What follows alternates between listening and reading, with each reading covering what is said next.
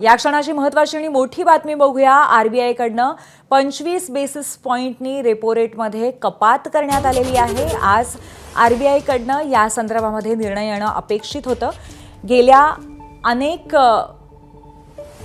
निर्णयांमध्ये आरबीआय कडनं कोणताही बदल खरं तर रेपो रेटमध्ये करण्यात आलेला नव्हता, परंतु आता मात्र आरबीआय कडनं 25 बेसिस पॉइंट्सने रेपो रेटमध्ये कपात करण्यात आलेली आहे आणि त्यामुळे व्याज दरामध्ये कपात होणार आहे। सर्वसामान्यांना मोठा दिलासा मिळण्याची शक्यता आहे।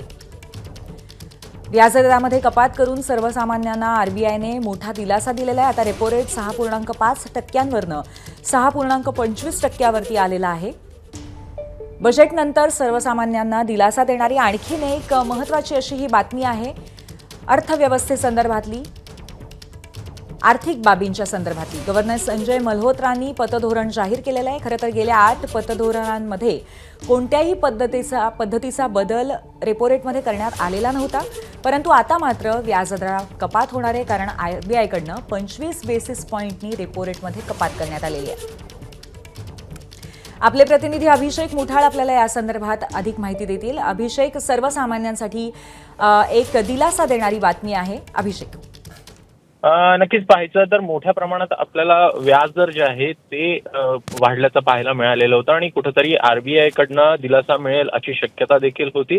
सध्या पाहायचं तर आरबीआय कडनं जो 6.5% रेपो रेट होता तो कमी करण्यात आलेला आहे। 25 बेसिस पॉइंटनं हा रेट कमी करण्यात आलेला आहे आणि त्यामुळे कुठेतरी जे कर्ज आहे ते देखील आपल्याला कमी होताना पाहायला मिळेल। व्याजदर जे आहेत ते घटताना दिसेल आणि त्यामुळे सर्वसामान्यांना हा मोठा दिलासा म्हणावा लागणार आहे। धन्यवाद अभिषेक आपल्या माहितीबद्दल। तर या क्षणीची अतिशय महत्त्वाची बातमी आहे। आरबीआय कडनं 25 पॉइंट्सने रेपो रेटमध्ये कपात करण्यात आलेली आहे। व्याजदरात त्यामुळे कपात होईल आणि सर्वसामान्यांना दिलासा मिळेल। रेपो रेट म्हणजे आरबीआय कडनं बँकांना दिला जाणारा